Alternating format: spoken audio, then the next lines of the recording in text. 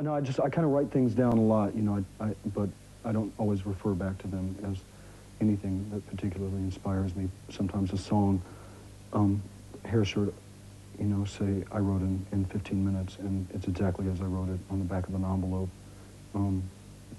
Other things take a great deal of time and thought to get them in and have them completed, but I do write a lot, you know.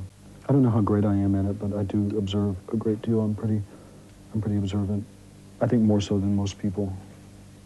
So that's why I'm here, right, being observed. You know, I tend not to really analyze my situation that much. Obviously, I'm constantly looking at myself and editing myself as a person and as a performer and as a singer and songwriter, but it's difficult to analyze yourself, you know, in a way when you're analyzing something that you do that is your profession. Obviously, you're thinking about how it's going to affect other people. You think about how it's going to affect you. To be able to sum it up and put it into quotable little clips is a very difficult thing to do. We don't hate each other. Yeah, we hang out. We drink together. We wash our cars together. Sometimes we do each other's hair. We get along well.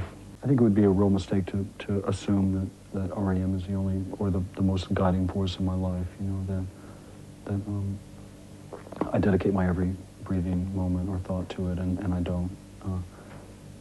I think Peter, Mike, and Bill would say the same thing. It does take up a great deal of our time, but we're only 28, so. Do you read Rolling Stone?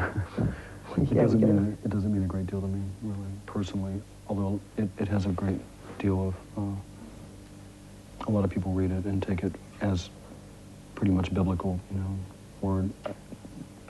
You know, what does best mean? It doesn't mean a great deal to me, really. So, it's great that they said that, but, you know, the picture was awful that they put on the cover, so what can they think? You know, they could have, I don't know. What do you say about that?